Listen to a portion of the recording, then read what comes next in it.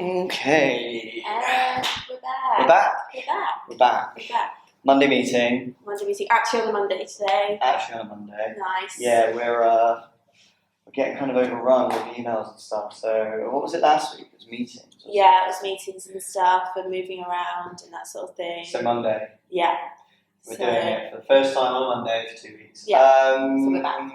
What did you do this weekend? What did I do this weekend? I know what you did this weekend. You know what I did this weekend? Yeah. So I've been talking about it non-stop for probably about a month now. Uh-huh. But I went to Norfolk with my family. Where did you go in Norfolk? To a place called Horsey Windpump. Horsey Windpump. So we went specifically to Norfolk just to see this wind pump because of the name, because I don't it's understand what funny. windpump is. It is a windmill. It's like a windmill, but Or essentially it's a mill would mill like grain and stuff, I think, and the pump pumps water. So it's a wind pump So it's instead like of a windmill. It's like a water mill and a windmill. Yeah, kind of like together, like as one. So that was the solution. That was really cool. Energy. It could be. There you go. Just bring back the wind pumps. Nice. It's the way forward. It's the way forward. But yeah, no. So we got to go do that, and then the highlight actually of the weekend that we weren't expecting was we went to Horsey Gap, which is like a beach. Okay. And then there were hundreds of seals there because it was just at the end of their mating season that they have, and then they migrate. Instagram stories. I did, yeah. I've honestly Props. really smashed my Instagram this weekend just through use of song and weird seal movements, which will make no sense Are if you you going to haven't cheat seen plug it. your Instagram to try and get some followers? You're not going to be more nice. Any that are very good we'll put on the story. Yeah, I'll share them across just so that you can check that. Yeah, you plug the Yena one instead. Yeah, I think it makes sense. But yeah, what about you? What you got up to this week? Just chilled. Friend's birthday, some food for that, and then mostly food. You know, my weekends are like that. Mostly involve food. Went to see my parents and have my mum's roast, which I haven't done for 2 weeks. That was very nice. And then watched Toy Story 4. How was it? Okay. Got a bit bored. Yeah, I haven't seen it. Big Toy Story fan. It was like they were trying too hard. Okay. It's just like the jokes were a bit forced. There were a couple. There's two cuddly toys in it who are like attached to each other. Mm-hmm. They're funny. But then like the spoon guy, Spoony, I think his name is. He's like a spork basically. I feel like there were bits where he was funny, but it's just a bit low brow. He just used to be funnier. I think it's probably having a bit of trouble with finding its audience now. Yeah. Toy Story 3 was peak. Its audience like is nostalgia. like 30 years old. Yeah. So it's like you either need to keep up with them or go straight to the kids, and it's Yeah. somewhere it's caught in the middle. It's lost. Yeah. It's having an identity crisis. It was alright though, and then my mum made Biscoff cheesecake, which is the greatest thing I've ever tasted in my life. So I gained quite a lot of weight last week round, which is definitely not the direction I want to be going. There you go. But yeah, so that was it. But obviously, just trying not to go out too much. Yeah. For some context, we had like a fairly big discussion before we sat down to have this Monday meeting because obviously the coronavirus is like a really big thing right now. It's like it's not just topical. It's like it's literally affecting everyone around the world, and we want to be able to make sure we address it because it's obviously having an impact on us individually, us as a business, our community. We want to do it in the right way because you see things happen in the wrong way, and I don't want to. We don't want to take advantage. We don't want to pretend that we know exactly what's happening because we know we don't. So. Yeah, I think for us, and there was definitely, I personally had some nervousness about it. Like I was saying to Ash this morning when I came in, I was like, after the weekend and how everything's kind of, it's everywhere. And I do get anxiety, but at the moment I'm really feeling it.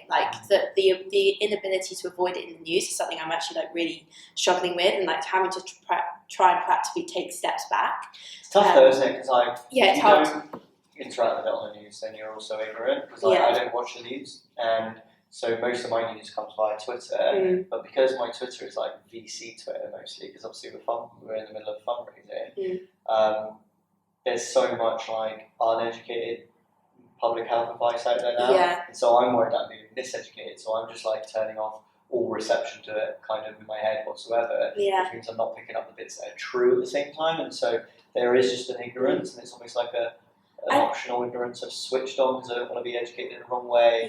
But I think there's just an important of making sure that you know what you need to do to protect yourself and the people around you. I think that's the most important thing. Like, just need to know what you need to know, and like knowing like up to date like rates of things in other countries is not necessarily what you need to be surrounding yourself with. It's important information, but on a personal level is maybe not going to be good for you. And I personally know that like having kind of been really kind of exposed to it over the weekend and like talking about it a lot, that coming back in today I was kind of I need to take a step back because it feels like a lot. But I want to make sure I'm educated so I know what the best course of action is, or what we've been told is the best course of action is, but that actually, you know, anything beyond that I think kind of can become a bit much. So I guess there's like it's like a balance, right, between the whole keep calm, carry on things. It's like we've got a business to run whilst it's still happening, and a livelihood to keep alive, and not just us, but to support the community that we have, to make sure that they're all looked after and not screwed over by this whole situation. But at the same time, making sure that you're wary enough to be able to take action on it and finding the right balance between the two. Because if you, I guess you go one way or the other, you end up being part of the hysteria, which isn't necessarily healthy. No. Or you go the other way and it just, you do business as usual. It seems a bit too ignorant. And so it's like, that's why I think it's important. It's hard. And, we kind of exist in both. Our current business, it currently kind of exists in both a physical sense and a digital sense as well. So we've been having a big conversation around, what we do with our meetups and that sort of thing, and kind of and like exploring the whole thing around like social distancing. And that's not necessarily the advice that we're getting from the government right now, but there's a lot of advice that a lot of other governments are giving in other places, and we run events all over the place. So it's like knowing what's best with that. Lots of considerations basically to make today and tomorrow. We've got some we'll keep open communications with everybody. But I'm keen to be really open about it, because ultimately, like, I think it's important as a business that has a community of other founders and businesses and stuff to make sure that we're being really honest with how we're dealing with the situation. And kind of using that to hopefully, at least share our own experience at the very least. And sharing is important, because you're anxious about the situation, as I think most of us are, but at different levels, then the best way to deal with it is by talking about it. Yeah, for sure. I definitely think so. But really important to bring it up. So, of course, if anybody has any concerns and wants to talk about it, then just let us know. We're here for you as a community, but also as humans. I think it's important to say. Yeah, for sure. What did we learn from last week? What was going on last week? I think the whole world's up in the air at the moment. I got in and I tried to think about what like the main focus of last week had been, and I was like, my mind had gone completely blank. Like, honestly, it's consumed with literally the past like 48, 72 hours, and everything before that is kind of like, what world do we live in? So much action. so many seals, so much Windpump. I'm honestly overwhelmed. So last week was actually a good week for us. We did, we, as you know, we have our intern Liv, who you met a couple of episodes ago when she started. And she's about halfway through her internship at the moment. So last week we went and had lunch to the three and kind of did it as a performance review. And we were really umming and ahhing around like how to deliver feedback and what the best way is to have those conversations. And you read a lot of stuff about consistent feedback is really key, and just little, like almost like little and often, and whenever something needs to be said, not waiting to deliver it. But also we kind of felt that it's important to take a step back and reflect on some of the bigger things, and kind of like what you want to get out of the internship as a whole, and and all that sort of thing, and not just kind of staying within the nitty gritty. And so we felt that it was important to have a kind of a meeting where we stood back from and let it that. For sure. And because there's a lot of debate, and this is something that we kind of starting to think about now, and knowing that we'll hopefully be growing the team over the next year, and thinking about how we'd want to kind of have that process when we have more people. Me and Ash had a really big discussion about kind of like 360 kind of reviews, and getting feedback from everyone, and how often you do it, and all that sort of thing, and kind of what our thought was on it. Yeah, and it's weird. You said this thing about how like it's almost kind of like how we're going back to like the 1980s in the sense that everyone was so extreme. Yeah, the best way to be disruptive right now is just to work in the same way people used to work 20 years ago. Yeah. So everybody's got like full co-working, and that's great. But now anyone who puts a corner off or something, like, oh my god, this is so new age. Exactly. It's really not. Yeah. It's cycles. I think it's just peaks and troughs. The best way to disrupt anything is to go in the opposite direction, and if everybody does that enough, then the best way to disrupt that is to go the opposite direction. Yeah. It's just the same direction we were going a little while ago, and so it's just that it's cyclical. So yeah, it's interesting. There are obviously new learnings you take every time you do that, and the world adapts. Like 9 to 5 may not necessarily be the best thing, but maybe a review that happens on a quarterly basis or a monthly basis is of different kinds. But maybe reviews, certainly versus 1970s, probably have a whole ton more mental health focus in them than they did back then. Are probably far more diverse. As well. And it's not top down; it's bottom up as well. At the same time. We asked her some questions. Yeah, right? we did. We got some really good feedback from her about like what how she was finding the internship so far and that sort of thing. So I thought that was. We also need to come up with a new job title as well. We do need to come up. We kind of put it in like her hands / our hands, kind of at the same time. Because intern just didn't feel like it feels like a title that's had run in minds. Yeah, for sure. And I don't like the. But we didn't realise that. No, and it was something that she brought up with us. Yeah, it was super helpful. She was like, actually, I didn't know whether to say it or not, but the title of intern is actually, I think maybe we could come up with something better. And I was like, oh my god, I didn't even think about that. Like,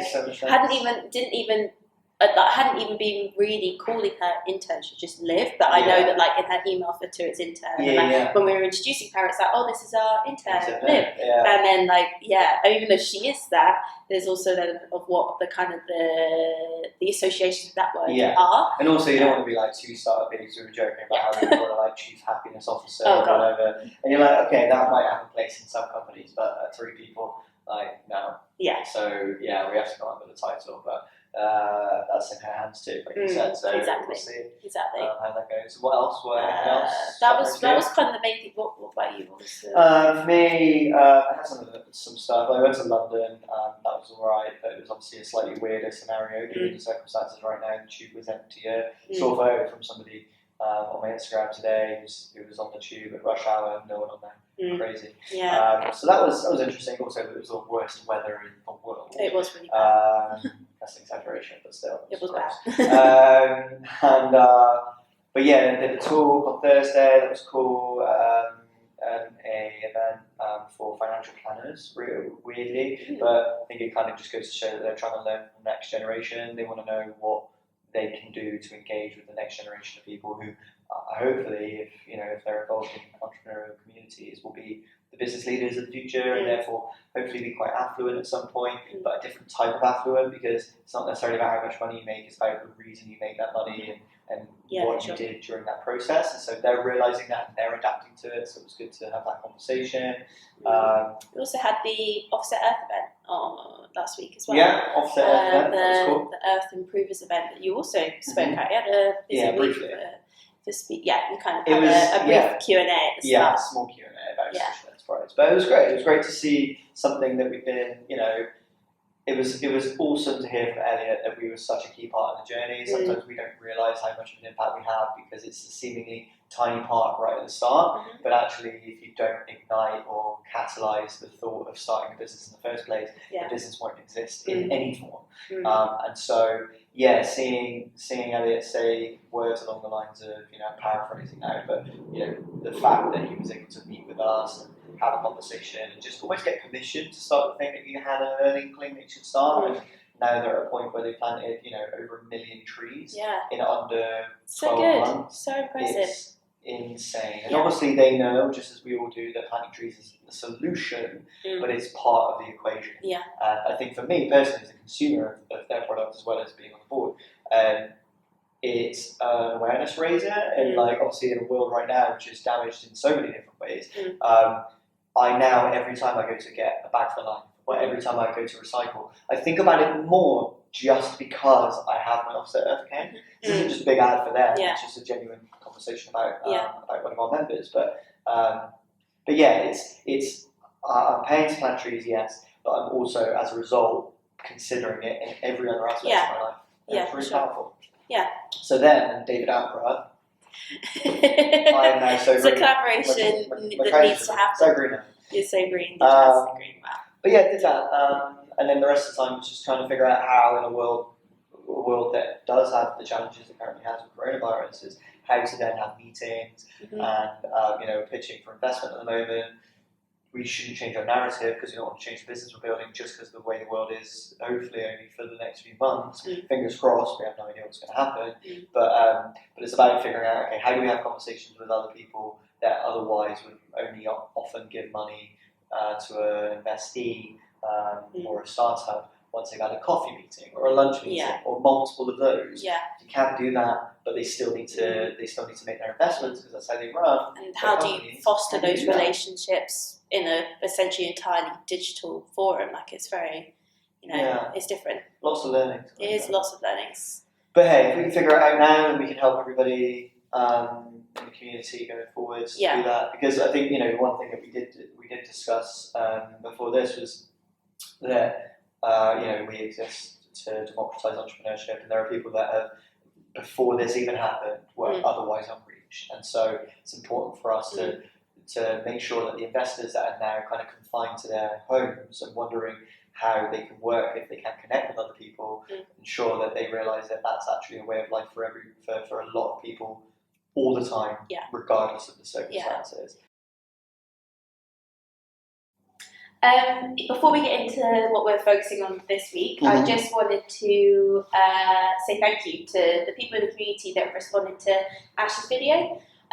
So Ash put a video in the community last week asking some questions around people's experience of Yena, why you joined in the first place, and the kind of the connections and interactions and relationships you've built out of being in the community, because we're trying to better understand how you interact, the kind of business that you're doing with each other, the services that you're offering, all that sort of thing. And yes, we're really grateful for the responses that we've had so far, because that will really help to frame this kind of digital economy piece that we're trying to understand a bit more. Yeah, it just happens way more than we think it does. Yeah, we know it happens, but it happens way more than we have the ability to track. Yeah, exactly. So having everybody do that was really, really helpful. Yeah, and if you haven't yet, if you haven't yet, please do share your kind of experiences of people you've met through Yena or whatever, because it's super valuable to us, just to know that those connections even exist in the first place, because so many times we just don't actually know. So that's I just wanted to say that before we go into this kind of last section. But what is your focus for this week?